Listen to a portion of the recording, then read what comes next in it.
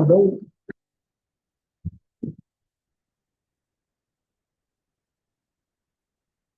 यह युक्तैः विरेचनैः वृक्षैः वा मृदुभिः।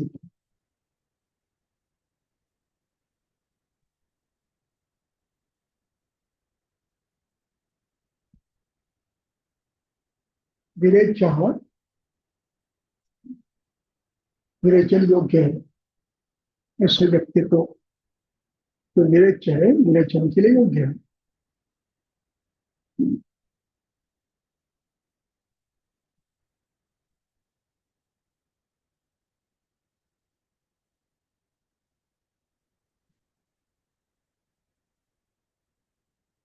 अब विरेचन कैसे देना,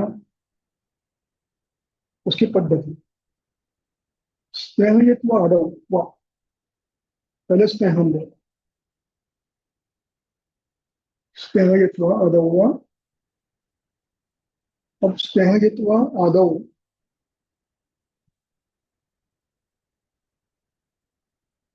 स्नेहयत्व ये त्वांतव्य है, स्नेहम करते हुए,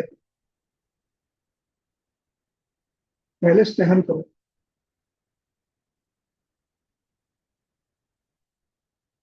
अब यहाँ पर मैंने वा शब्द का प्रयोग किया है, तो यहाँ लिखा हुआ नहीं है।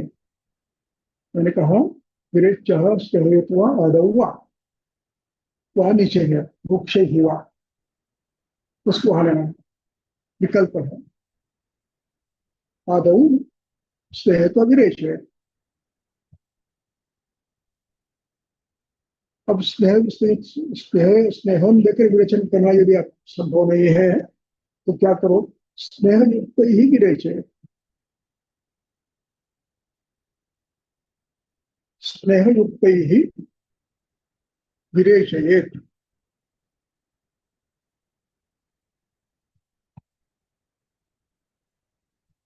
अब इसके आगे एक शब्द है रुक्षैर्वा।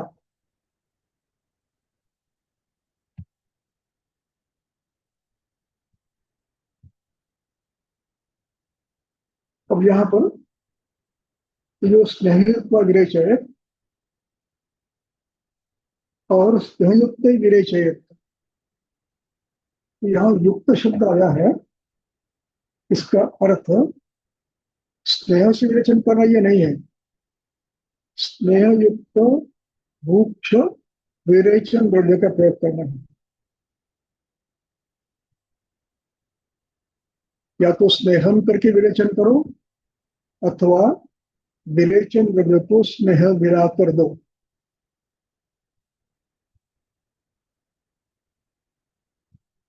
दो पद्धति है, एक तो 6 दिन 5 दिन विरेचन करो अथवा विरेचन द्रव्य जो स्नेहयुक्त तो नहीं है, वृक्ष है, उसमें उसको स्नेह में मिला कर दो, जैसे घृत पे मिलाकर करो।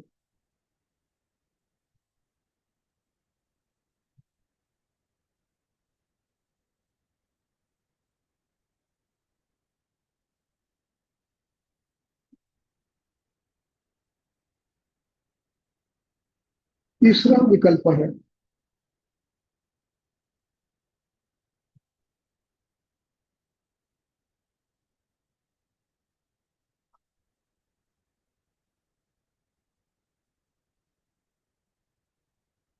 अब ये विरेचन जो देना है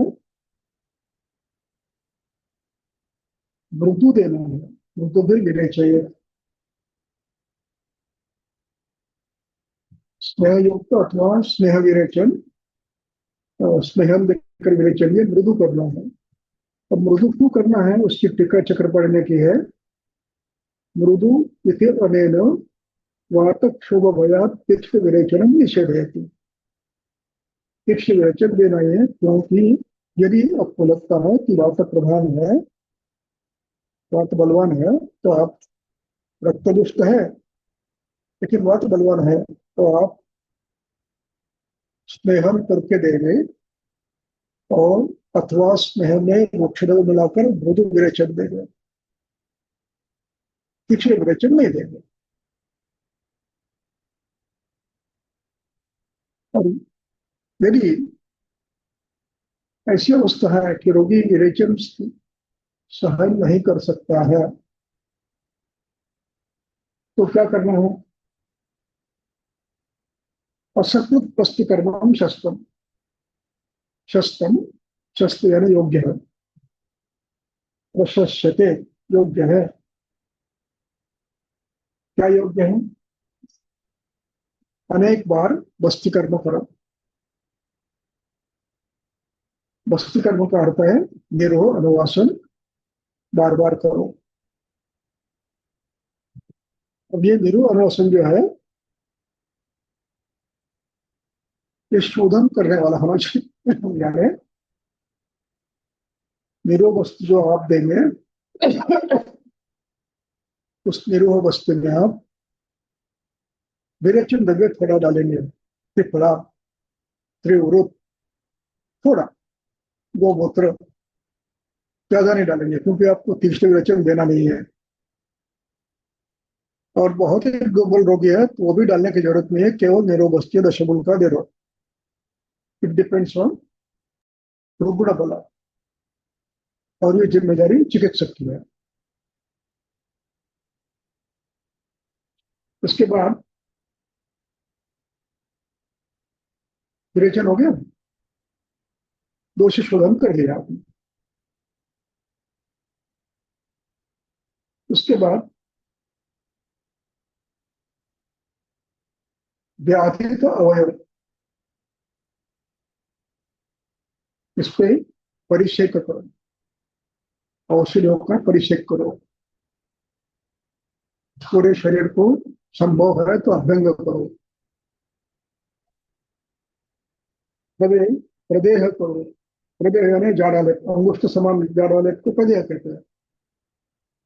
सुश्रुत चित्रस्था, नहीं लिखा की जरूरत नहीं है। प्रदेह का वर्णन गरुड़ चिकित्सा में दिया है सुश्रुत ने। तो प्रदेह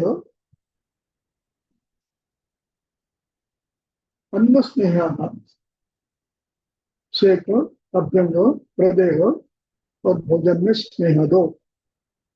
प्रायो अविदाहीना, भोजन में जो स्नेह देना है अथवा जो सेक देना है, प्रदेह देना है, ये अविदाही हो, यानी उष्ण तीक्ष्ण द्रव्यों को नहीं देना है, क्योंकि रक्त दृश्य है। अब यहाँ पर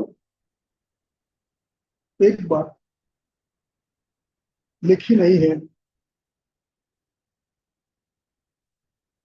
तो ये है स्नेह पर्व के पूर्व, विरेचन के पूर्व रुग्ण को स्नेह के लिए योग्य करा जाना चाहिए। क्यों? आप जब रुग्ण का इतिहास देखेंगे तो उसमें विरुद्ध विरुद्ध अशन, अध्यशन, ये हेतु यदि है, अजीर्णाशन है, तो यहाँ पर दोष प्रकोप परतंत्र भी है। स्वतंत्र के साथ परतंत्र भी है, तो उसमें आपको अनुप्रदोष की चिकित्सा थोड़ी सी पहले करनी पड़ेगी। अनुप्रदोष की चिकित्सा करने के बाद फिर आप स्नेहन प्रक्रिया करेंगे। इसके लिए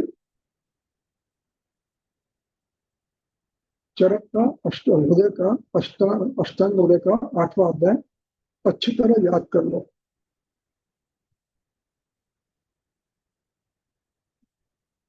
उसमें एक श्लोक है, वो तो कंठस्थ होना चाहिए। अष्टांग हृदय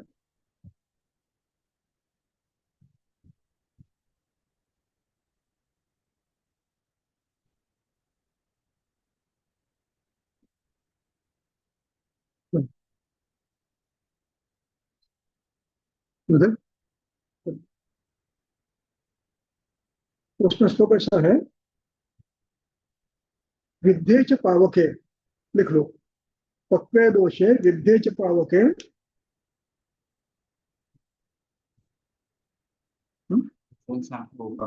अने चलो, पकडलं तो रेफरन्स काय? अष्टामध्ये हा. हा थोडं पुढे जा, कुठं श्लोक आहे? हा पहिला अध्याय आहे. अध्याय कुठला आठवा ना आपलं? आता पहिलाच आहे ना? हा हा पहिला. आता 49 40च्या पुढे जा. बघू. ठीक आहे.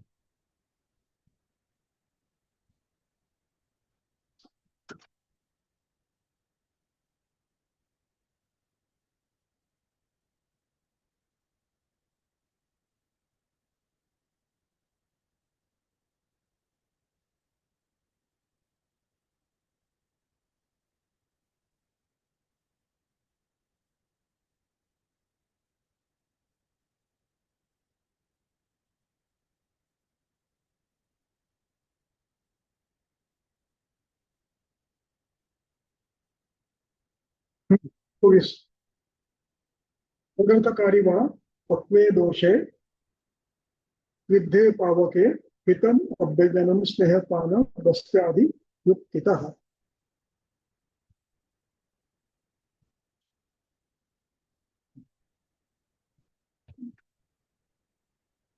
बोलो 24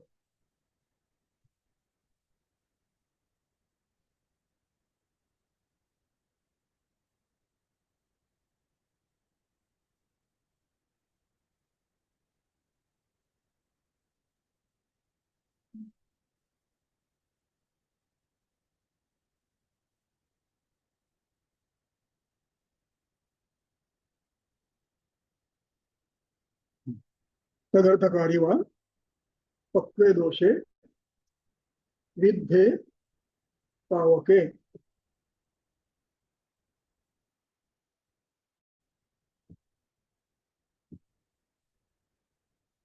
इसके बाद ही अभ्यंग स्नेहपान करना है, इसको भूलना नहीं। ग्रंथकार ने कहा है स्नेह दो, चलो कल से स्नेहन शुरू नहीं, आपको योग तंत्र युक्ति का प्रयोग करना पड़ेगा। इसको कहते हैं योग तंत्र युक्ति। क्यों? तो 20 नंबर पर, उसी के 20 नंबर पर ही है, उसी में, उसी अध्याय में 20 नंबर का श्लोक, शांति ही हम विकाराणाम भवति अपकल्पना, हमारे सुख चिकित्सा बिना अपकल्पन के होती नहीं। यानी आपको दंगन करना है, पाचन करना है, अग्निदीपन करना है, जिसको तो हर जगह ग्रंथकार लिखेंगे नहीं। इस बात को हमें समझना है, और ये बिना समझे हम यदि करेंगे तो गलतियां होती रहेगी।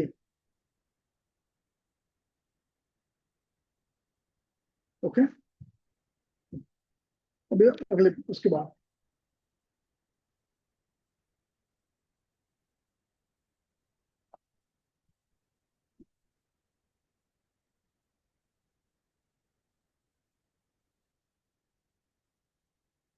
पढ़ो। वातरक्ते यशस्सन्ते यशस्सन्त नहीं, विशेष 42 पहला, विशेष 42 पहला, वातरक्त अध्याय 42 श्लोक।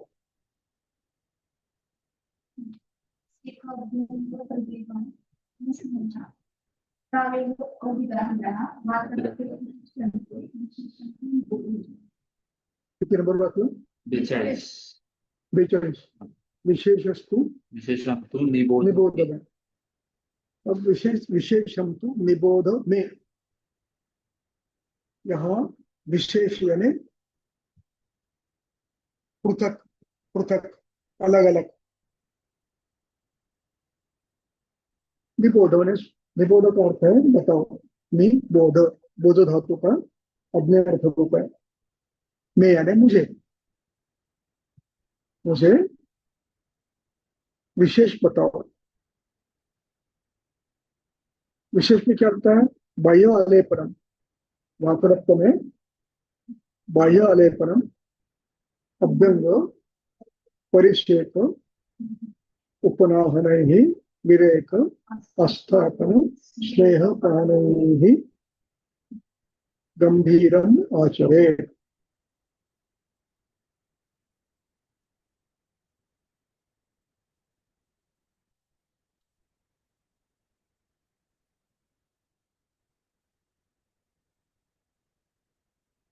देखिए 19 नंबर का श्लोक पढ़िए पहले। उत्तानं गंभीरम द्विविधम तत्प्रचक्षते त्वं मां संशयम्। उत्तानं गंभीरम तो मांसान, मांस के बाद उसको गंभीर कहते हैं। तो गंभीर में बाह्य आलेपन, अभ्यंग, परिषेक, उपनाह, विरेक, आस्थापन ही बहुवचन, ये समाहार द्वंद्व है। अंत में बहुवचन किया जाता है। गंभीरम द्वितीय आचरित क्रियापद। गंभीरम चिकित्सित, आचरित का अर्थ गंभीर चिकित्सित।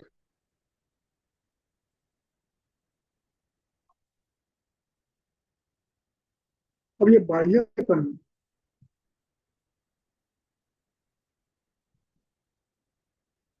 आदि जो बताई है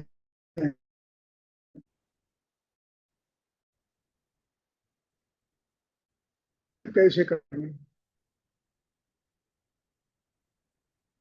अंतिम दो शब्द महत्व के हैं, अंतिम तीन। पान, अभ्यंजन वस्तु। पान, अभ्यंजन वस्तु, वस्तु ही तृतीय बहुवचन। अभ्यंग, पान और वस्तु के लिए क्या करोगे? सर्पी, तैल, वसा अथवा मज्जा।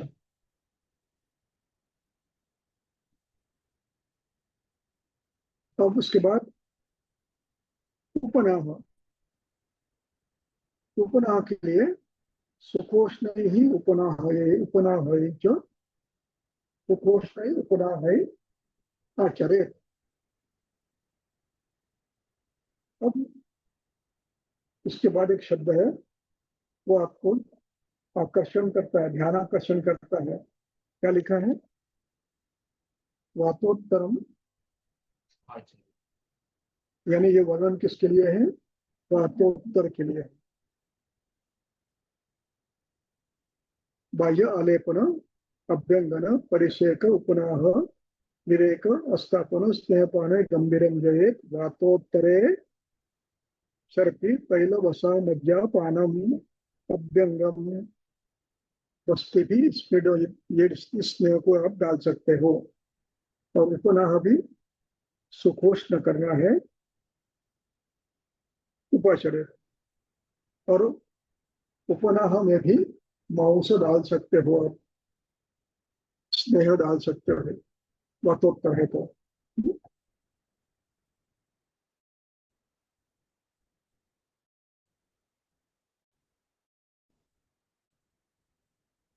अब 45 पर है, अंतिम अधिकरण है। क्या है अधिकरण? ग्रंथ पढ़ते समय शब्दों के अर्थ लगाने के पूर्व अधिकरण देखना आवश्यक है। प्रत्येक श्लोक में अधिकरण क्या है। तो अब क्या कह रहे हैं? रत्नोत्तरम जय विरेचने ही, घृतपाने ही, क्षीरपानश्च, सेकै ही, वस्तु ही।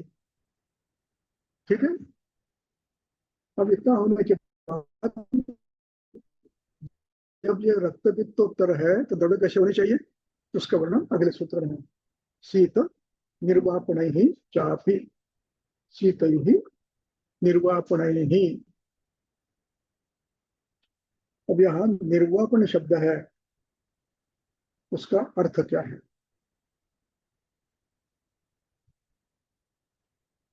निर्वापन अर्थ, उसका अर्थ है दाह कम करने वाला। शीतैः निर्वापणैश्च जयेत्। हो गया।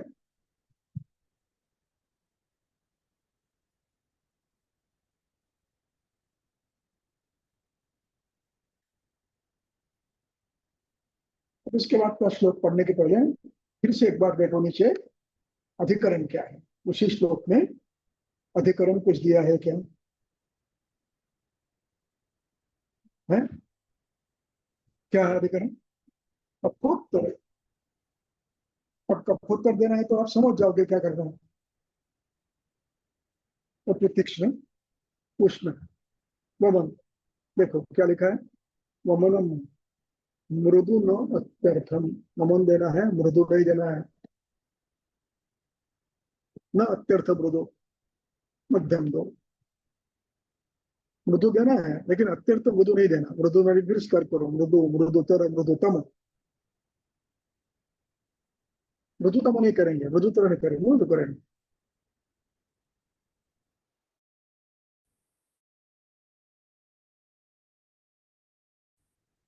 कमर।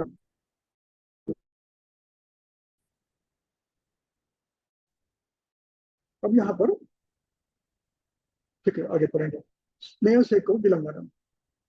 वमनम मृदु, सॉरी मैंने गलत अर्थ लगाया। वमनम मृदु, यही रुकना है। वमनम मृदु नाट्यर्थ स्नेह स्वेदो।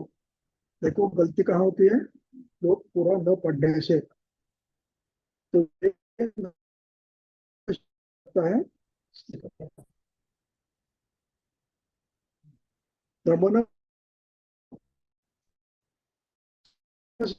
अत्यर्थम, न अत्यर्थम। विलंघनम न अत्यर्थम, लंघन तो करना है। न अत्यर्थम। कोष्णाः लेपः,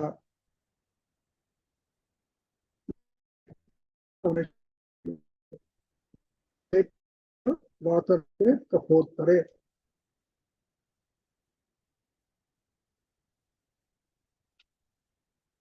अगला प्रश्न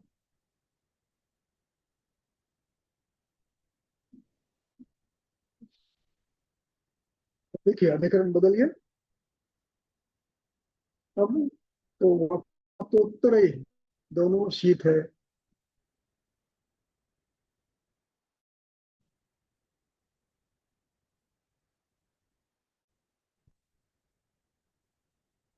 अब इसको इतना पढ़ेंगे, शीत ही अर्थ गलत होगा, तो पूरा पढ़ना चाहिए। क्या लिखा है? तफवतोत्तरे शीत ही इत्ते वातशो प्रलिप्ते सप्तमी वातशोणिते सप्तमी, यानी वातोत्तर कफोत्तर वातरक्त में सप्तमी है। सत्य दाह शोथ रुजा कंडु विवृद्धि स्तंभनात् भवेत्। विवृद्धि ही स्तंभनात् भवेत् शीतैः है।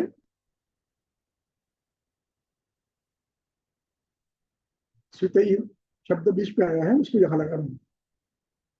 अन्वय करते समय कफवातोत्तरे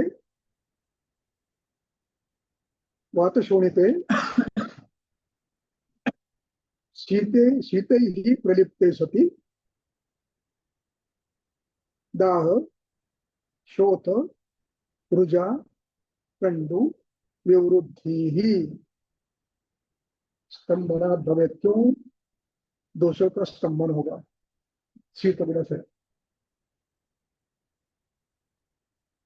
हम उसको निकालना चाह रहे हैं लेकिन आप शीत करके उसको वहीं पर रोक रहे हैं।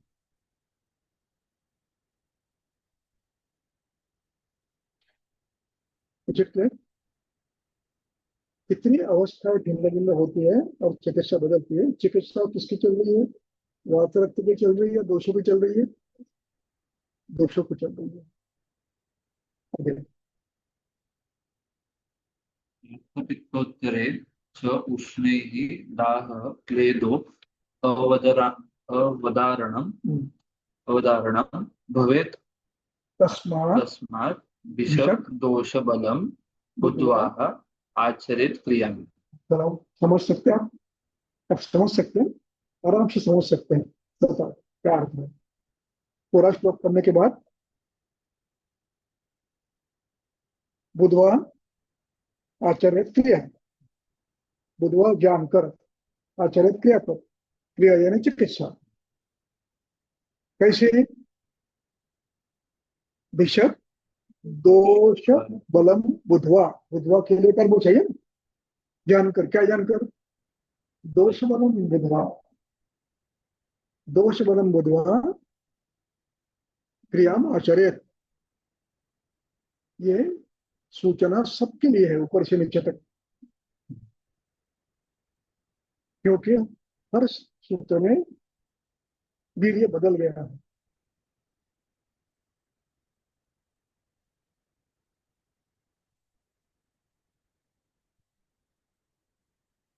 अब यहाँ पर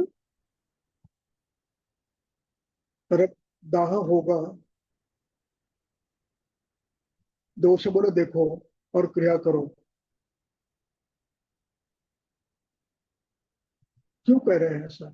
तो उसका उत्तर ऊपर के पंक्ति में है। उसका क्रियापद भवेत है। भवेत, किम भवेत? अवधारणम भवेत, अवधारण यानी फटना। किम भवेत? क्लेदो भवेत। किम भवेत? दाह भवेत। केन भवेत? उष्णैः, उष्णैः दाह भवेत।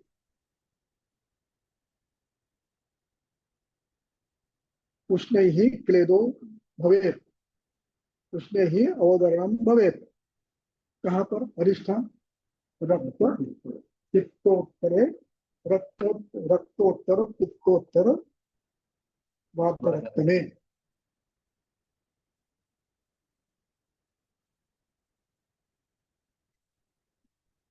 सर, हेलो, हेलो, हाँ, हाँ बोला, हाँ,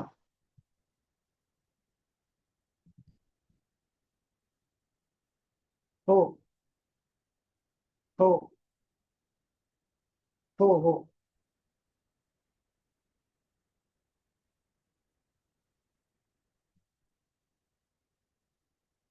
हाँ पर पहिला गल्ला आधार कार्ड पाठवतो मी.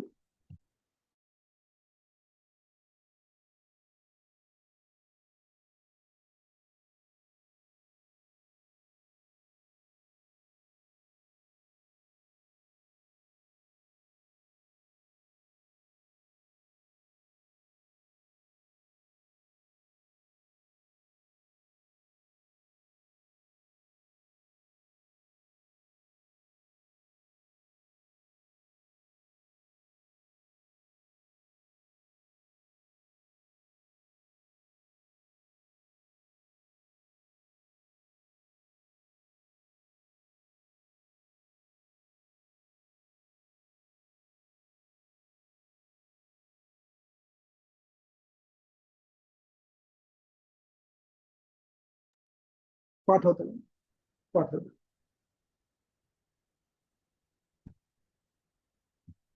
आपण काय वाटतो? हाँ, अर्थ लाव कळला, अर्थ लावता यायला लागला आता. अब अर्थ लगा सकते हैं आप इस पद्धति से। लोग पूरा पढ़ना, क्रियापद कौन है, कर्ता कौन है, कर्म कौन है, अधिकरण क्या है और विभक्ति कौन सी है, ये समझ गए? चलो आगे।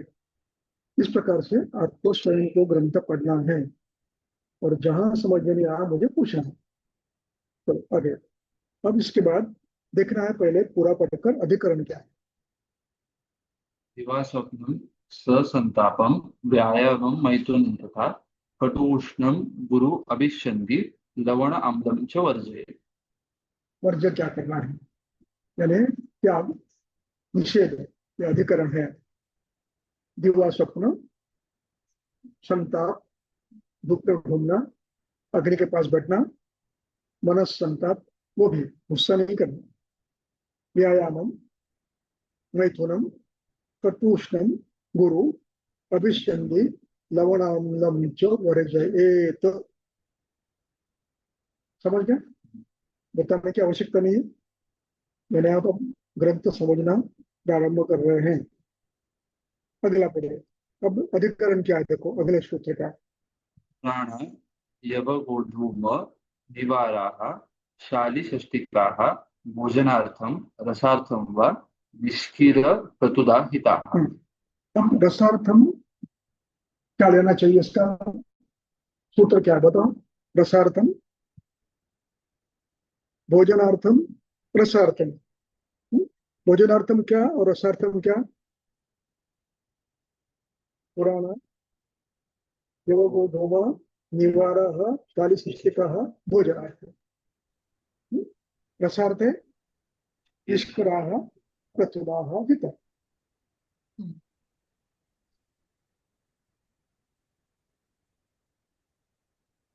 आगे तो पूरा पढ़ो आगे।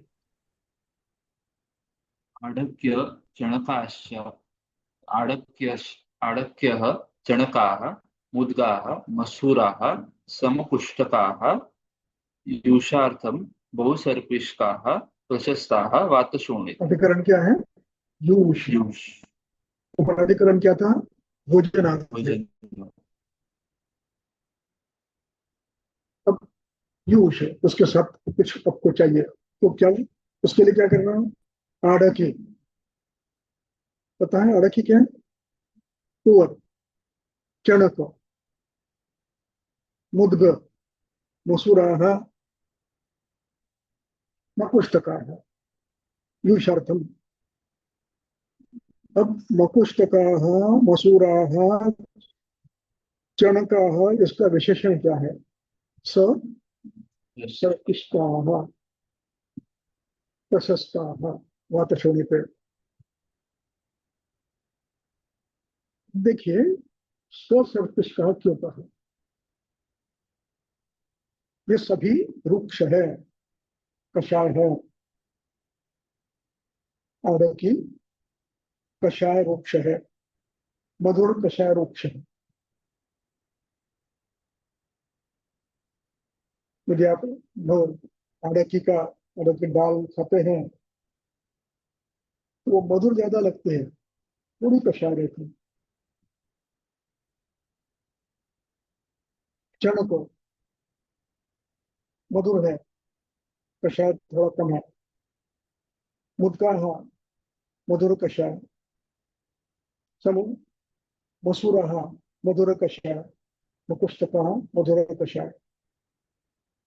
इसलिए इनको वातक को न हो, इसलिए उनको स्नेह लेना। बिना स्नेह के लोगे लोगे तो वातो वृद्धि होकर वेदना बढ़ेगी। इसलिए चणक वगैरह जो पदार्थ है ये स्नेह के साथ बने हैं।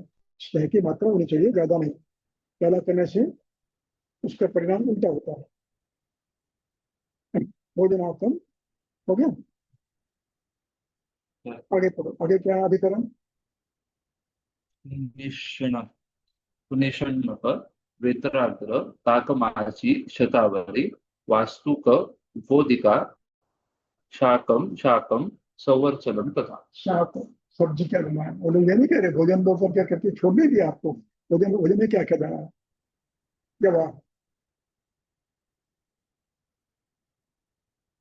गोधूम निवार चाली षष्टिक यूष सब्जी, सुनिशन्नक वेत्र अग्र, काकमाची, शतावरी सब्जी है, खानी चाहिए। पत्ते, गंध नहीं, मूल नहीं। वास्तुक, उपोदिका, शाकम। अब यहाँ शाकम समाप्त करने के बाद सुनिशन्नक से लेकर शाक तक ये समाहार द्वंद्व है, इसलिए शाकम।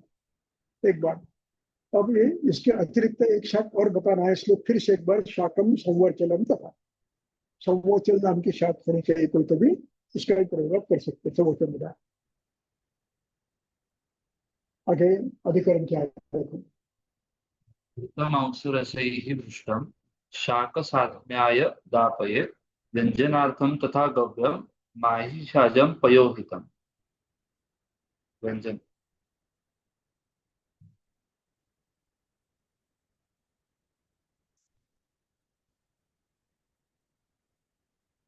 अब इसका अर्थ आप लगाना प्रयास करो, लगा सकते क्या मुझे बताओ।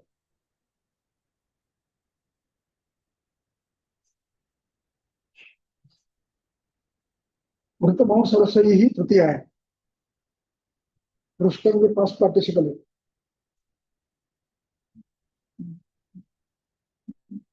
भज धातु है, उसका भुज हुआ है, भुनना। तो भुनना चाहिए, पास पार्टिसिपल भुना हुआ। कैसे भुना हुआ? वृत्तमांग सरसई ही भृष्टा, भृष्टम। शाक साथ में आए, शाकम दापय। शाक जो देनी है वो कैसी देनी है? वृत्त मांस रस से पकाई हुई। दापय, दा देना, दापय विद्यार्थ है। क्यों? व्यंजनार्थम। एक यूष है, एक व्यंजन भी बताया, व्यंजनार्थम। आगे पढ़ो। तथा गव्यं माहिषाजं पयोहितं। व्यंजन की टीका है, पढ़ लो, उसको अधोरेखित करके रखो। व्यंजनम इति भोजन साधनतया, भोजन का साधन है, रुचि करने के लिए, साथ में खाने के लिए व्यंजन।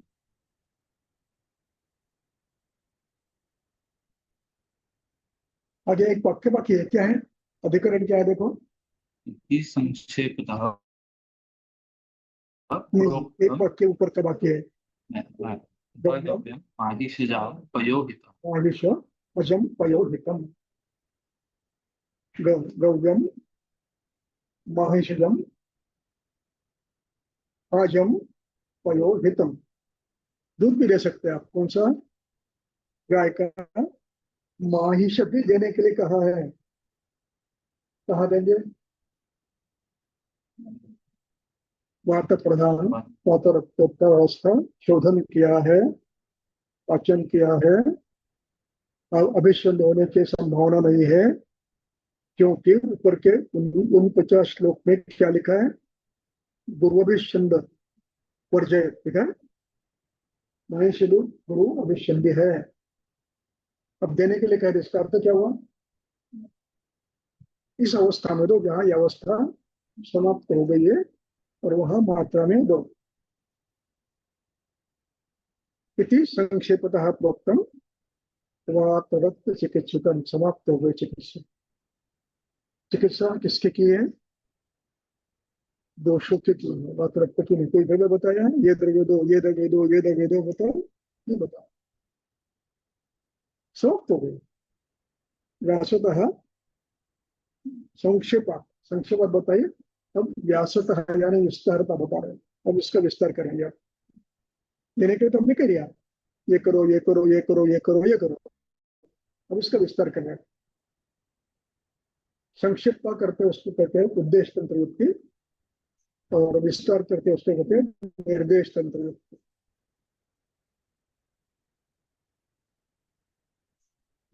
अब यहाँ पर थोड़ा सा एक प्रश्न मेरे मन में आया है, उसका उत्तर क्या है? यहाँ पर श्लोक क्रमांक 41, विरेच्य स्नेहयुक्वादौ स्नेहयुक्तैः विरेचनैः वृक्षैः मृदुभिः तस्तम् असकृत् बस्तिकर्म च सेक अभ्यंग प्रायो औदायनः वातरक्ते। ये इसके लिए। अब यहाँ पर विरेचन कहने के बाद यदि हम उसका अर्थ विरेचन लेते हैं, अधो विरेचन, तो ये वातरक्ते सामान्य शब्द है। वातरक्त व्यक्ति को वातरक्त नहीं था, वातरक्त का, बराबर। और यदि हम इस विरेचन का अर्थ सबन विरेचन दोनों लेते हैं, सबन विरेचन रक्तमोक्ष भी लेते हैं, तो बाधा आएगी क्या? क्या ये विरेचन वात रक्त में केवल अधो विरेचन यह अर्थ है या अन्य कुछ है? इसका उत्तर कैसे ढूंढने के आप देखिए श्लोक नंबर 46। गमनम मृदु नाट्यर्थम स्नेह से कौच। यानी यहाँ शब्द क्या है, विरेचन का अर्थ क्या हुआ? गमन विरेचन दोनों देना है। इसमें वात रक्त मुझे नहीं कहा, वात प्रदान पित्त प्रदान ऐसा नहीं कहा, सामान्य है। इसको कहते हैं अनेकांत तंत्र युक्त। ये अनेकांत है और ये एकांत है। ऊपर जो है एकांत है, यहाँ बस्ती देना है 43 में, 45 में विरेचन देना, 46 में ममन देना। ये एकांत है, ये अनेकांत है। इसलिए ग्रंथों का अर्थ कैसे लगाना। चलो आगे।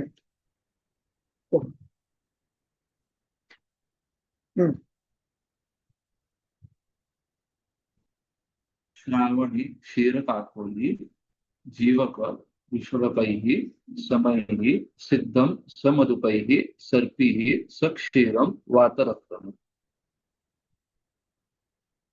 बलां बलां अतिबलां मेदाम् आत्मगोप्तां शतावलीं काकोलीं क्षीरकाकोलीं रास्नां वृद्धिं च पेशयेत्।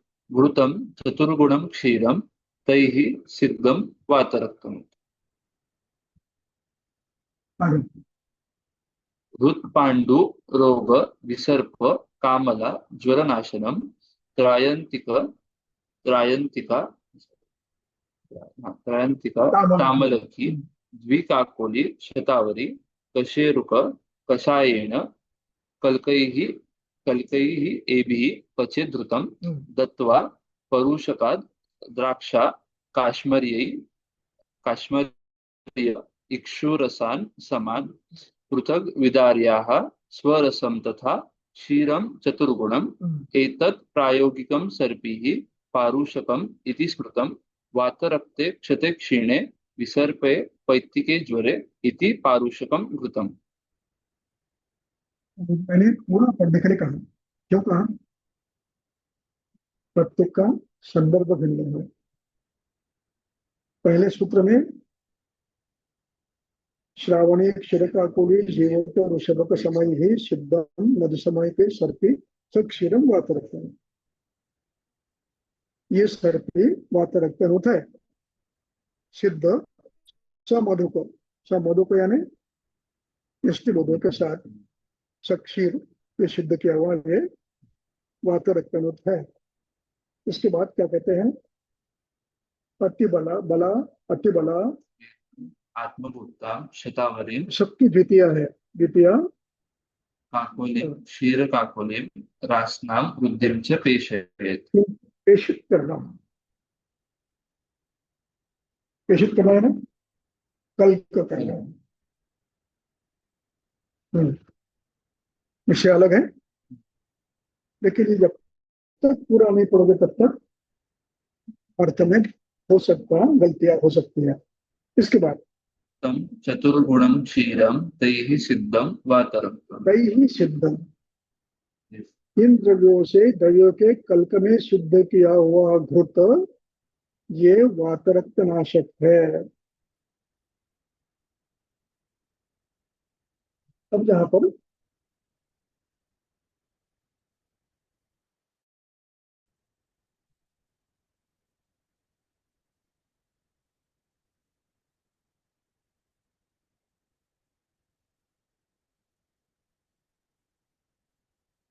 फिफ्टी 55 में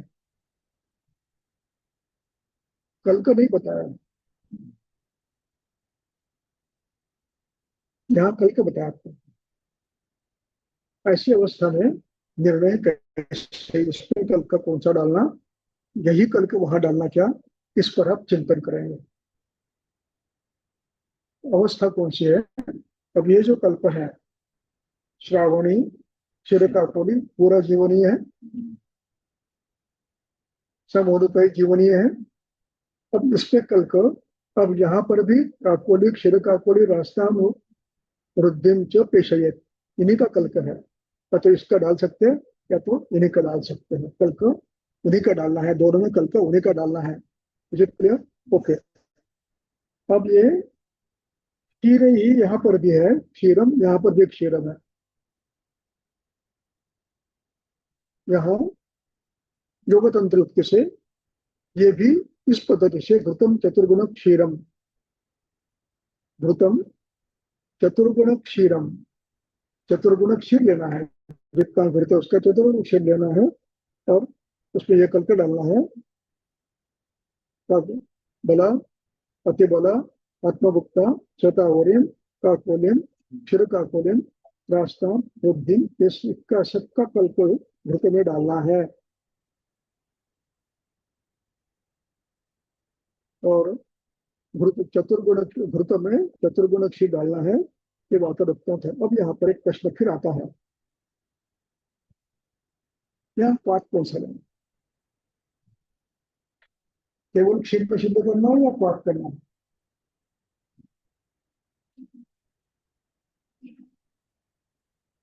चतुर्गुण क्षीर डालना है, पाठ में आप कितना डालते हो? यदि आप घृत सिद्ध करना है तो पाठ कितना डालते हो? पाठ करके 14 गुण पाठ करते हैं, शेष रखते हैं। तो भी पाठ किसका करना है?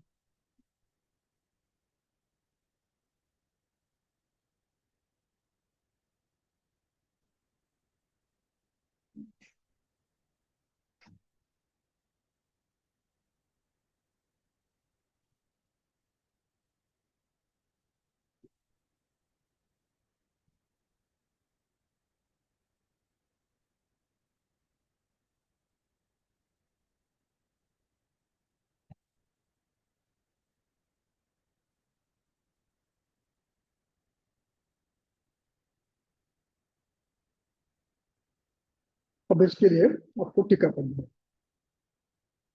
ये प्रश्न मन में आना चाहिए पढ़ते समय।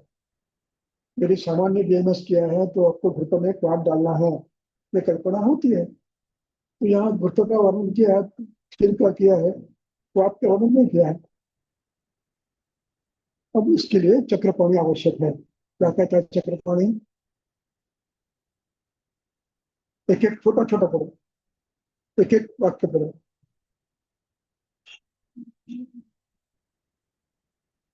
ठीक है, क्षीरम सब क्षीर द्रव संधि छोड़ना है, द्रव अंतरा अभाव, संधि कैसा हो गया? द्रव अंतर अभाव, द्रवांतर अभाव, दूसरा द्रव नहीं बताया है। तो तब क्या करना है? चतुर्गुण स्थिर है। क्लियर? No confusion? टीका इसलिए पढ़नी है और संधि छोड़कर पढ़नी है। आगे पढ़ो।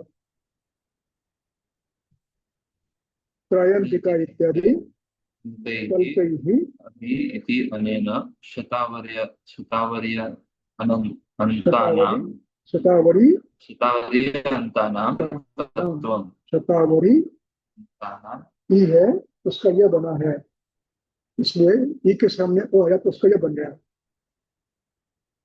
तो शतावरी अंतानाम तत्त्वम् कल्पत्वम, सब में ये कल्प डालना है। हम्म? आगे शायः कस्य रूप कषाय पारुषक रसादिनाम प्रत्येकम भूत समानत्वम। रसस्यापि यथा अवचनात् विदारी रसस्यापि तथा वचना समत्वम घृत के समान। अत्र प्रतिपन्नः अब इसमें विदारी का रस लेना है, कस्य रूप कषाय लेना है, पौरुषक का रस लेना है। ये प्रत्येकम घृत समानत्वम योज्यम, घृत के समान मात्रा में ये लेना है। इति क्यों, ऐसा क्यों कह रहे हैं, तो उसका उत्तर दे रहे हैं चक्रपाणी।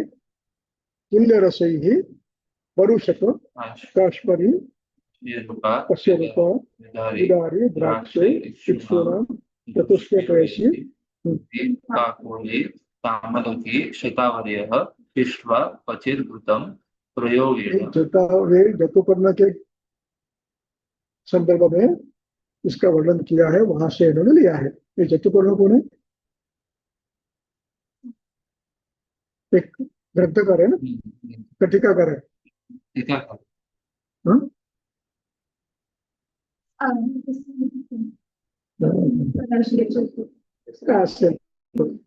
तुम्हारा जतुकर्ण ने बघायला हवा, जर टीकाकार असेल तर जतुकर्ण टीका बघा काय संदर्भ, इस संदर्भ में कहा है।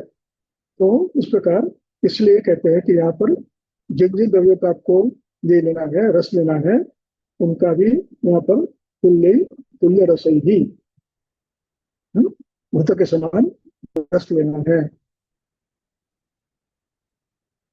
यानी इनका कल्प तो करना ही है, कल्प के साथ इनका रस भी लेना है, और केवल एक द्रव्य है कस्य का, उसका कषाय लेना है।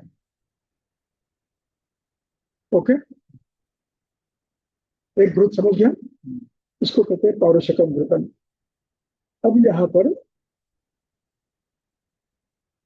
अंतिम पंक्ति ध्यान में रखनी है। क्या है अंतिम पंक्ति? वात रखते लेना है, वात रक्त में। इसको आप क्या लिखें? कहते उरक्षत में सभी द्रव्य जीवनीय होते हैं। उरक्षत में क्षते क्षीणे, उरक्षत में क्षत क्षीण में सब जीवन प्रयोग होते हैं। विसर्पे पैतिके, विसर्पे च ज्वरे च, कौन सा विसर्प, कौन सा ज्वर और कौन सा रक्त वित्त? पैतिके रक्ते, पैतिके क्षते क्षीणे, पैतिके विसर्पे, पैतिके ज्वरे। कब देना है? विद्धे पावके दीप्ते पावके पक्वे दोषे, वात पित्तोत्तरावस्था में ही देना है, श्लेष्मोत्तरावस्था में देना नहीं है। कफे क्षीणे वात पित्तोत्तरे ज्वरे घृतम प्रशस्यते। इस नियम को अतिरेक तंत्र युक्ति से हर जगह लगाना है। यही ज्वर का सूत्र है, जीर्ण ज्वर का। ज्वरे जीर्णे पक्वे दोषे कफे क्षीणे वातपित्तोत्तरे ज्वरे घृतम अमृतोपमम्। इन शब्दों को हर अवस्था में लगाना है जहां घृत प्राण है।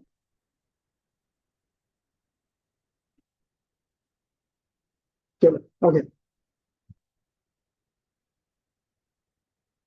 पढ़ो, पूरा पढ़ लो, अन्यथा गड़बड़ होगी। मूले वर्षांभु एरंडम स पुनर्नवम मुद्गपर्णिम महामेधा माशपर्णिम शतावरीम शंखपुष्पी शंख पुष्पिम अवाक पुष्पिम रासनाम अति बलाम बलाम पृथक विपलिकम कृत्वा जलद्रोणे विपाचयेत्। ध्यान क्लियर है, अधिकरण बताया क्या करना है। वे पंचमूले वर्षाम्भू, वर्षाम्भू यानी पुनर्नव, पुनर्नव, वर्षाम्भुम द्वितीय है, एरण्यम द्वितीय, वे पंचमूले द्वितीय, सपुनर्नवम द्वितीय, मुद्गपर्णीम द्वितीय, महामेदाम द्वितीय, माशपर्णीम द्वितीय, शतावरीम द्वितीय, शंख पुष्पिम द्वितीय, वाक पुष्पिम अवाक पुष्पिम द्वितीय। अवाक पुष्प का अर्थ क्या है? मतलब आद्य पुष्पित हे फूल खालच्या बाजूला. असं खाली असते. हा. अधो पुष्पे, हाँ। रासनाम द्वितीय, अतिबलाम द्वितीय, पृथक द्विपलिकम कृत्वा, प्रत्येक द्रव्य दो दो पर ले रहे हैं और कितने जल में पकाना है? जलद्रोणे विपाचये, और शेष कितना रखना है? पादशेषे, पादशेष होने के बाद क्या करना है? क्षीरधात्री इक्षु छा आगदम क्षीर धात्री आगदम इक्षु आगदम सागरान रसायन. रसायन। अब यहाँ पर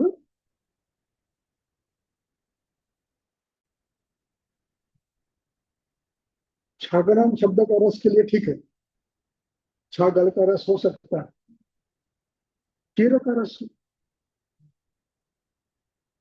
धात्री का रस भी निकल सकता है, इक्षु का रस निकल सकता है, क्षीर का रस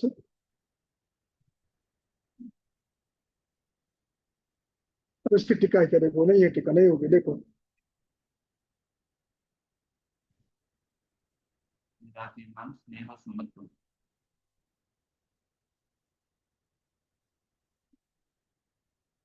नहीं।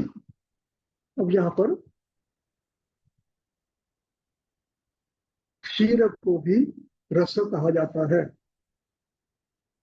वो रस कहते हैं, इसलिए रसायन।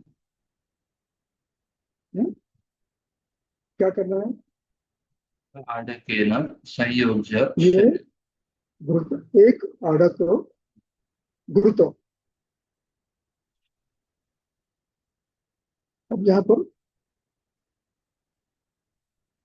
पादशेषे के बाद समान शब्द है, समान रसायन। कौन सा? क्षीर धात्री इक्षु सागरा रसायन समान एकेन आढ़केन संयोज्य, एक आढ़त घृत में धीरे धीरे पकाना है। समझ में आगे? कल्पान आवाप्य मेदे द्वे काश्मरीय फलम उत्पलम त्वक्षीरी पिप्पलिम द्राक्षां पद्मबीजं पुनर्नवां नागरं क्षीरकाकोलिं पद्मकं बृहतीद्वयं वीरां शृंगाटकं भव्यं उरुमाणं निपोचकं खर्जूर अक्षोट वाताम वातां मुञ्जाताभि अभिषेकांश तथा अभिषेकांस्तथा एतैः घृत आडके सिद्धे शौद्रं शीते प्रदापयेत्. अंतिम वाक्य जो है फिर से पढ़ो। एते ही घृत आडके सिद्धे शौद्रं शीते प्रदापयेत्. एते ही क्षौद्रम शीते प्रदापयेत्, एते ही क्षौद्रम शीते प्रदापयेत् घृताढ़के। अब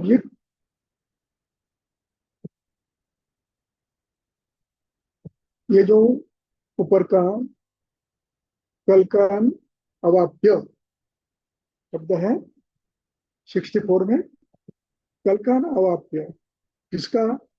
मेदे द्वे काश्मरी फलम काश्मरी फल उत्पलम वक्षीरी पिप्पली द्राक्षा पद्मबीज उदन्नवा नागर काकोली पद्मक रोतिद्वय वीरा शृंगादक भव्य उर्मानम निकोचकम खरजूर अक्षोटक वार्ता मुंजातानाम अनुशीलांशता एतैः।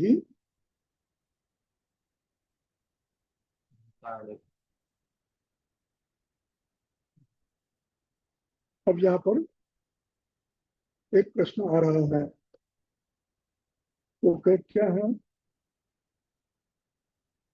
खरजूर अक्षोटक मुंजातक अभिषुक शौद्रम सीते प्रदापयत सिद्धे। अब यहाँ पर सिद्ध घृत होने के बाद, उसको ठंडा करने के बाद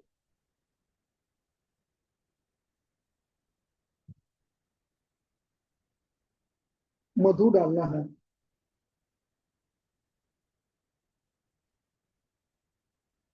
और इन सब का कल्क लेना है। बाकी सब कल्क के लिए है, शुद्ध करने के लिए। और सिद्ध होने के बाद एतैः सिद्धे घृताड़के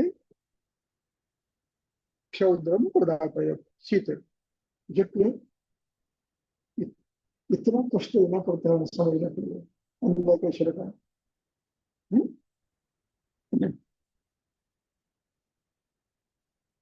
हाँ, आगे करो।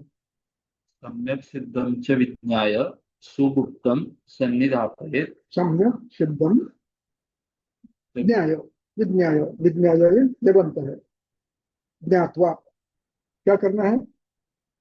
सुगुप्तम अच्छी तरह से, गुप्तम बंद करके, नहीं क्या करें? सन्निधापयेत्। तो सिद्धे के गुप्तम सन्निपात। आगे क्या लिखा? गुरुत रक्षा विधि, उसका रक्षा विधि भी करना है। यानी घृत जब बना के रखते हैं तो उसका रक्षा विधि भी करना है।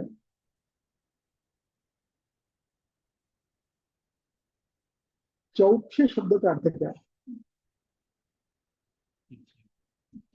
अक्षेति शुचौ। तो चौ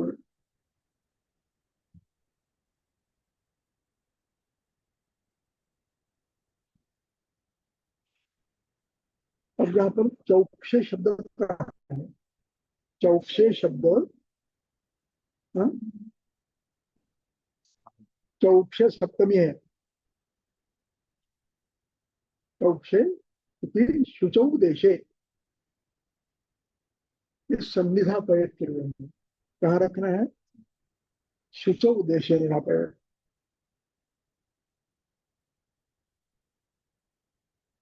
और प्राशयत के लिए क्या है? अक्ष संवेतन, कितना लेना है। शौचालय से प्रक्षेप प्राशयत नहीं है। हो सकता उसके मन में आए, अच्छी जगह बैठ के भगवान के पास बैठ के खाओ। निधापयत के लिए शब्द है ये, संदर्भ के साथ लेना है। इसको कहते हैं उहन तंत्र, संदर्भ के साथ लेना है।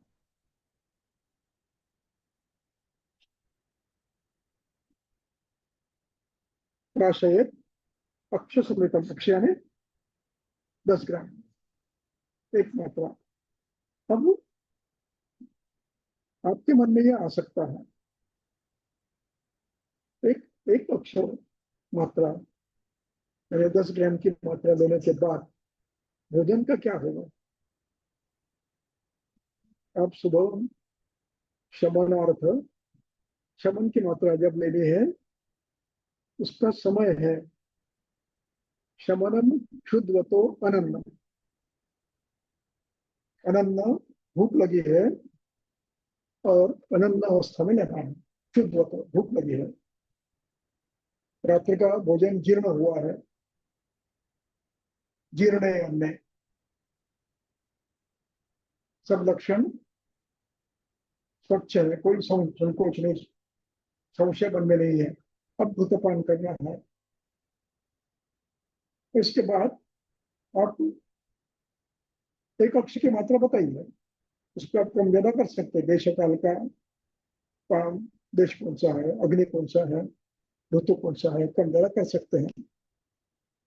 फिर भी ये समझ के चलो कि एक अक्ष यानी एक तोला यानी लगभग 10 ग्राम देना है, तो भूख कब लगेगी? भूख लगने के बाद भोजन देना है।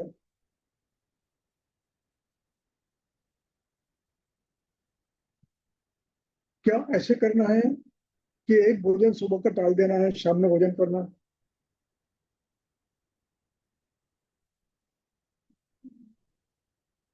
सुबह व्रत ले लिया, भूख नहीं लगी है, शाम में खाना खा लो, ऐसा भी हो सकता है। ऐसे करना है क्या, अपेक्षित है क्या? भोजन, एक भोजन टालकर ये करना है, ऐसी प्रक्रिया कर सकते हैं क्या? देखिए,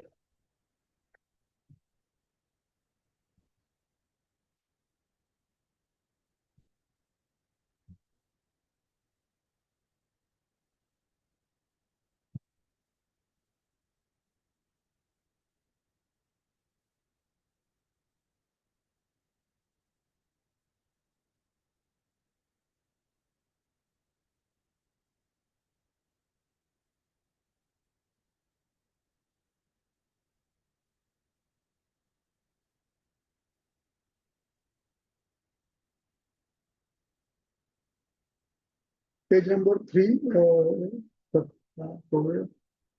चरक चिकित्सा स्थान, अध्याय 1, पाद 1, श्लोक नंबर 72।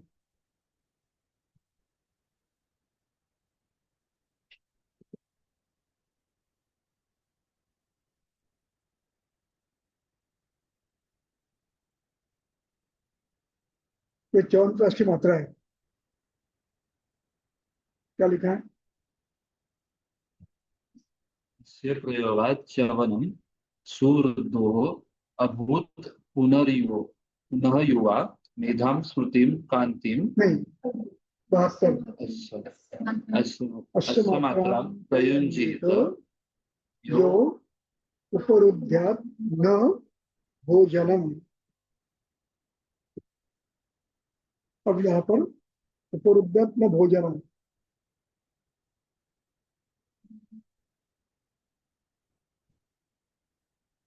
इसका अर्थ क्या लगे? इतनी मात्रा लेनी है, एक अक्षर। इसका अर्थ यह है, एक अक्षर है ना, अश्व मात्रा में प्रयुक्त,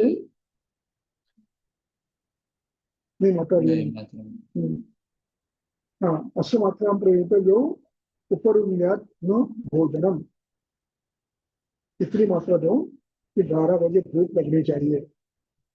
लिख लें।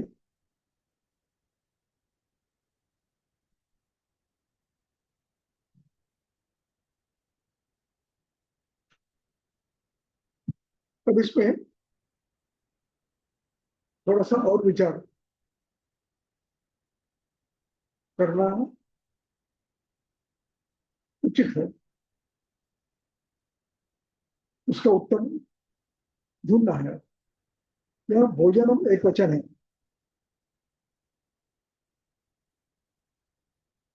दिन में भोजन कितने होते हैं?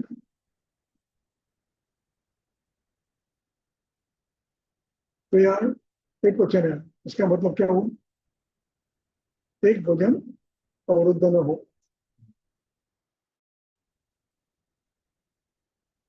एक अवरुद्ध न हो। दो है, तो एक तरह भी चलेगा, दूसरा नहीं चलेगा। ये भी अर्थ निकल सकता है। ये किस पर निर्भर है? रुग्ण की अग्नि की क्षमता पर।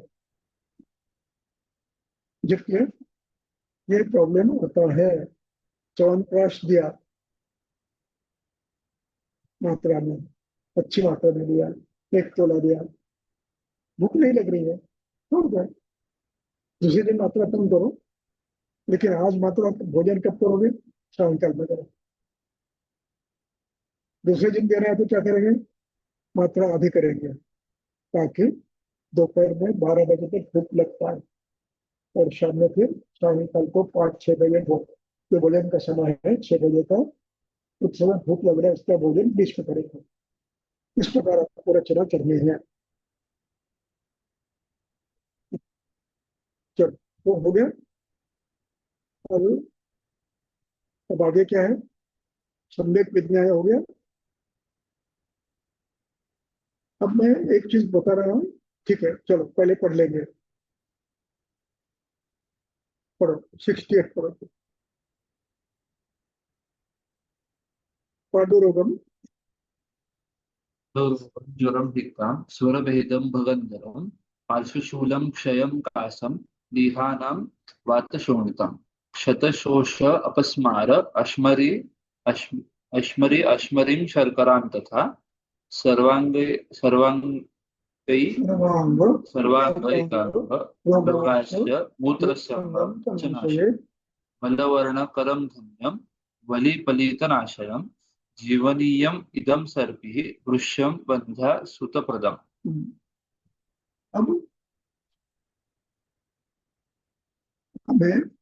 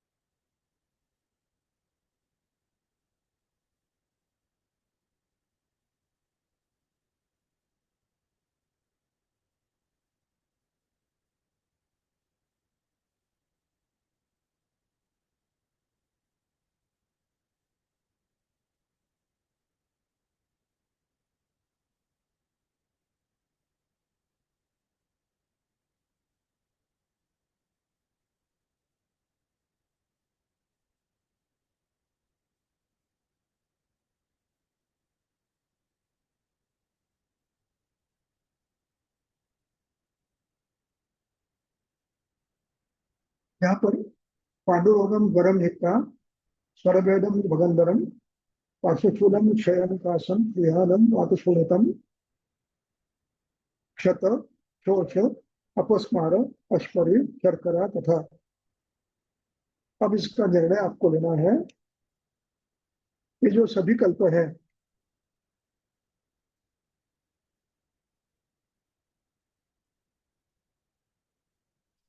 इन कल्पों में से जीवनी द्रव्य कितने हैं? इस कल्प में, एक कल्प में जीवनी द्रव्य कितने हैं?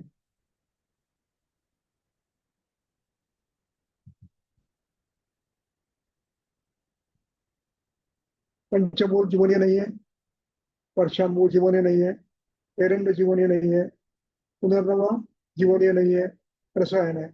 उद्गपर्णी महामेदा जीवनीय है, नाशकर्णी जीवनीय है, शतावती जीवनीय है, शंखपुष्पी अवाक पुष्पी रासना नहीं, अतिबला जीवनीय है, बला जीवनीय है, पृथक पृथक पलिकम, ये अलग अलग एक एक पल लेना है, एक द्रोण जल में पकाना है।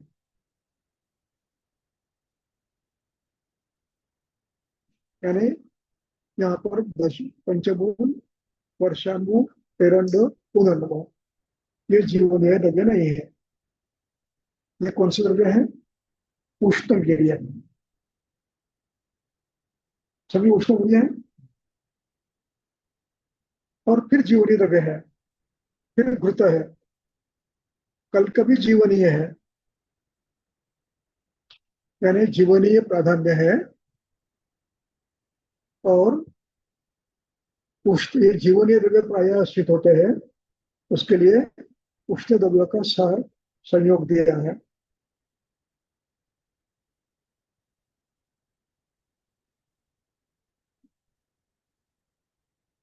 क्यों?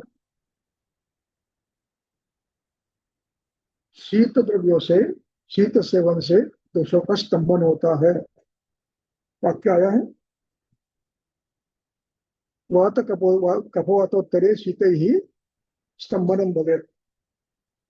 ये स्तंभन न हो इसलिए उष्ण द्रव्यों का प्रयोग किया है। वास्तव में ये कल्प वात प्रधान पांडुरोग, ज्वर, हिक्का, स्वरभेद, भगंदर, पार्श्वशूल, क्षय, कास, लीह, वातशोणित, क्षत, शोष, अपस्मारी, अश्मरी, शर्करा, सर्वांग, एकांग, रोगांश, मूत्र संगम जनाशय, बलवकरम, धन्यम, वलिपलित नाशनम, जीवन रिदम सर्पी। यानी ये कहा देना है, वात पित्तोत्तरावस्था में देना है, अतिरिक्त नहीं देना है, लेकिन शुरू से नहीं देना। पहले क्या करना है? स्नेहन के योग्य करना है, फिर शोधन करना है, लेप लगाना है, परिषद करना है, भोजन देना है, और जब अतिरिक्तोत्तर अवस्था आ जाएगी तब ये कल्प देना है।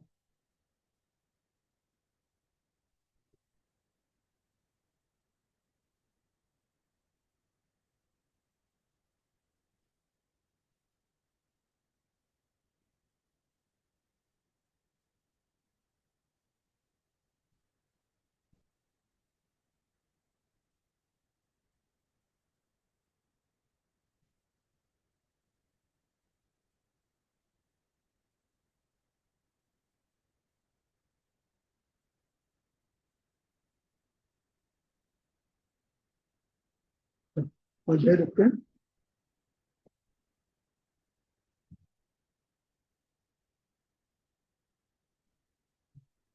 तो सर, पहले इसमें जो क्षीर बोला था, हमने वो रस पकड़ा था। तो जीवन इसमें जीवनीय गणों में जीवंती को भी क्षीर ऐसा एक अलग रस है, और क्षीर काकोली को भी क्षीर करके। वहाँ अब क्षीर रसम हम्म।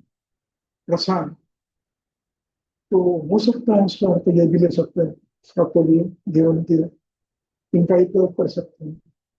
इसलिए आवश्यक है कि अन्य ग्रंथकर्ताओं की टीका क्या है, गंगाधर क्या कहता है, गणनाथ क्या कहता है, जतुकर्म क्या कहता है, अष्टांगोदय क्या क्या गल्लन क्या कहता है, अरुण दत्त क्या कहता है, ये सब देखना इसका ये करने के लिए। कुछ प्रश्न है तो पूछो। हेलो हाँ बोलो। सर, मुझे गृहिणी के बारे में क्वेश्चन था सर। ग्रहणीय बद्दल एक क्वेश्चन है। हाँ बोलो। सर जैसे मान लो गृहिणी की पेशेंट है, कोई पेशेंट, उसमें अग्नि जो है ठीक है पेशेंट की, और लेकिन मल जो है वो नहीं है, फर्म्ड नहीं है मीन्स। तो उसमें सर क्या कर, मतलब क्या कर सकते हैं उस कंडीशन में, क्योंकि भूख ठीक है, पाचन ठीक से हो रहा है भोजन का, बट जो है मल जो है उतना फर्म्ड नहीं है। तो सर क्या उस अवस्था में हम जो घृत शुरू करते हैं, जैसे ग्रहण में बताया, तो वो शुरू कर सकते हैं सर? काय म्हणतात की ग्रहणीमधला एक पेशंट आहे, त्याचं मलविक आहे, अग्निमांद्य आहे, पण जेवण वगैरे त्याला पचतंय सगळं, तर मग अशा अवस्थेमध्ये आपण घृतपान द्यायला देऊ शकतो. काय झालं कोण ग्रहणीचा एक पेशंट आहे, त्याच्यामध्ये त्याला त्याचं पाचन वगैरे व्यवस्थित होतंय. होते हा, मलचं प्रमाण कमी आहे, हम्म, आणि तर मग अशा अवस्थेमध्ये घृतपान आपण त्याला देऊ शकतो का? घृतपान हा. हाँ यदि निरावस्था है तो दे सकते हो। एक बार परीक्षण कर लो, पुरुष निराम है और शरीर में कोई आमा के लक्षण नहीं है, विस्तंभ गौरव शूल प्रतिशूल स्तंभ अरुचि अविपात अश्रद्धा अनन्नाभिलाष आदमान उदरशूल ऐसे कुछ लक्षण और इंद्रियोपलेप यदि ये नहीं है तो आप दे सकते हो, मतदान करा सकते हो। पहले ये करना पुरुष की हाँ, पुरुष की प्रवृत्ति सर 1 से 2 बार है, लेकिन जैसे पुरुष का जो एक लक्षण बताया कि मज्जति आमम, पुरुष जो है जो है पानी में डूब रहा है और सॉलिड नहीं है जितना होना चाहिए, बट भूख ठीक है, पाचन ठीक है। ते म्हणतात की मलप्रवृत्ती 1-2दाच होतीये, पण जे आमलक्षण सांगितलंय की जलामध्ये डुबायला पाहिजे तसं दिसतंय, मग तशा अवस्थेत पण देऊ शकतो. पालन दुखते हैं हा, दुखते. और पतला है ये गाढ़ा गाढ़ा है।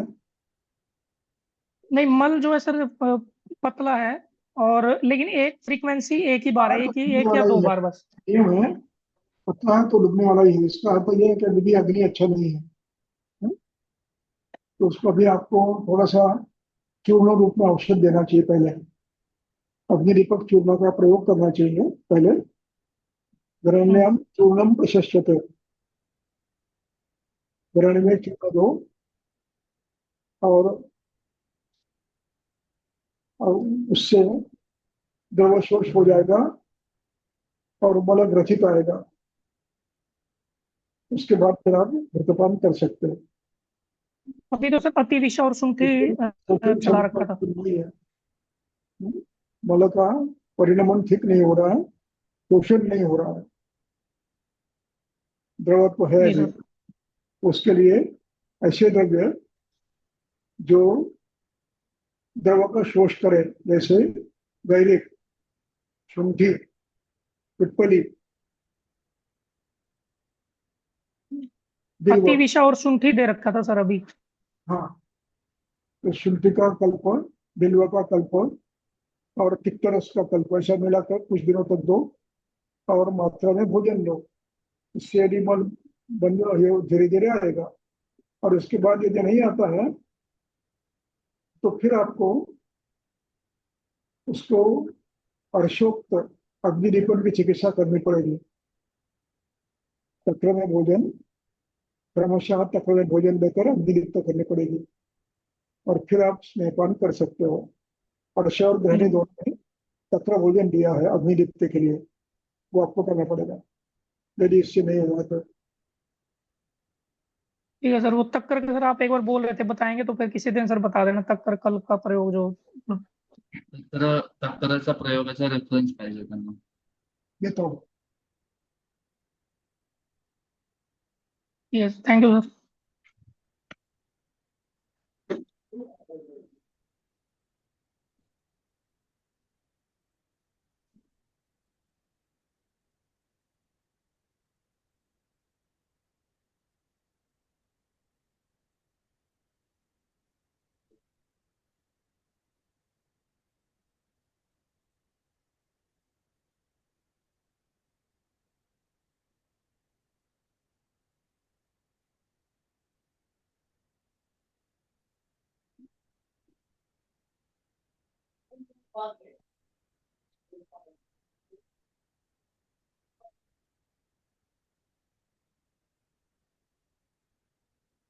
देखिए पेज नंबर 521, श्लोक नंबर 121।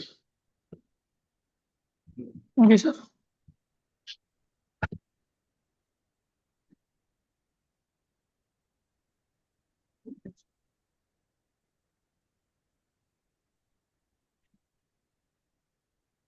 है ना? जी सर, तक्कर अरिष्ट। अब ये कल को ग्रीष्म ऋतु में नहीं देंगे, जी सर। शरद में नहीं देंगे। इसको आप देंगे या तो वर्षा में कम मात्रा में, और फिर शिशिर में, ये हेमंत में। तब तक आपको संभालना है, क्योंकि इसमें जी सर लवण, तब। हम्म। सभी लवण है, पांचों लवण है इसमें। जी सर। इसका प्रयोग संभाल कर करना है। कर जी सकते सर। हो, लेकिन शीत तो ऋतु में। सर, जो द्रव के शोषण के लिए आपने चूर्ण बताया, तो अरिष्ट भी यूज किया जा सकता है, मतलब चूर्ण, या अरिष्ट कोई, जैसे कुटजारिष्ट या मुस्तारिष्ट। मलाचं जे बांधून करण्यासाठी जर तुम्ही चूर्ण सांगितलं द्रव शोष करण्यासाठी, तर त्याच्यामध्ये फक्त का शुंठी, वैरिक, कुटज, बिल्व, इनका कल्प बना के दे दो। नाही, ते म्हणतात की त्याच्यामध्ये आपण अरिष्टचा प्रयोग करू शकतो का, कुठं जे अरिष्ट किंवा असं कुठला अरिष्ट वापरू शकतो का? देखो, प्रयोग अवलेह का प्रयोग करो, कुटजावले। अवलेह का प्रयोग करो। बिल्व अवलेह, कुटज अवलेह, थोड़ी मात्रा में जी सर। दीर्घकाल तक करना पड़ेगा। इसका उपयोग 7 दिन में नहीं होता, जी सर। दीर्घकाल करना पड़ता है। ठीक है सर। Thank you sir. मात्रा में करो, दीर्घकाल करो। और साथ में जो द्रव्य मल को शिथिल करने वाले हैं, जैसे चावल, जी दूध, सर। अत्यधिक स्नेह, गुड़, इनका प्रयोग कम से कम करें। जी सर।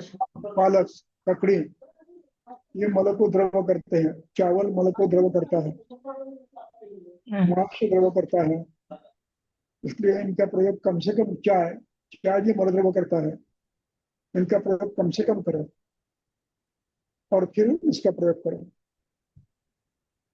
जी दूध, सर, जब मल दही, ग्रथित हो उसके बाद घृत का। हाँ हाँ जब मल ग्रथित हो तो उसके बाद घृत का, जैसे षटफल घृत है कफज, उसके लिए। हाँ, इसके बाद छटपट गुड़ दे सकते हैं आप। छटपट गुड़ दे सकते हैं, अन्य कोई आपके पास दीपनीय द्रव्य तो वो भी दे सकते हैं। हम्म। ठीक है सर, मलबद्ध होना, ग्रथित होने के बाद। हाँ, ये ग्रहणी में थोड़ा कठिन होता है, समय लगता है। पेशेंस पे डॉक्टर को भी चाहिए और पेशेंट को भी चाहिए। सहनशीलता, राह देखने की क्षमता, ये दोनों होने चाहिए। मुझे आज दिया कल कल तो यही चाहिए, प्रभाव चाहिए, ऐसे नहीं होता। चिरक्षीण जो है, ये अभ्यास से होता है। चिर व्याधि और चिरक्षीण। अब यहाँ ग्रहणी जी सर। ही है, तो इसको आपको अभ्यास करना पड़ेगा। एक दिन में नहीं होगा, 7 दिन में नहीं होगा। थोड़ी थोड़ी मात्रा में दीर्घकाल तक देना पड़ेगा, लगभग 2-3 महीने देना पड़ेगा। थोड़ी थोड़ी मात्रा में दो, हो जाएगा। ठीक ठीक है सर।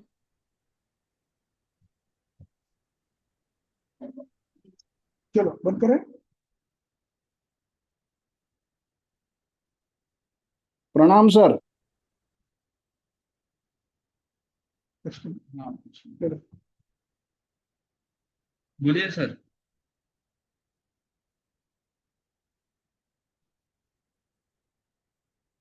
हेलो।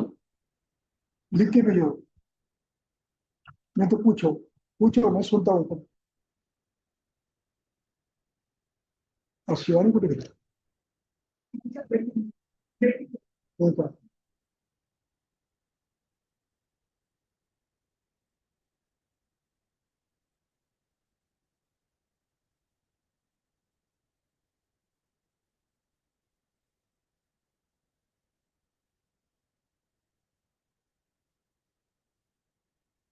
तो यायचे का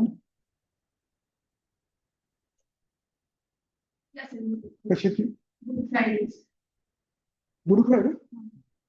शुक्रवारी गुड फ्रायडे, कुठल्या महिन्यात होतो? एप्रिल महिने. अच्छा, आपल्याकडे बद्दल सुट्टी असते. चल, चालेल. नाही, कोणाचे काय आढळ नाही. चल, बंद करते हैं.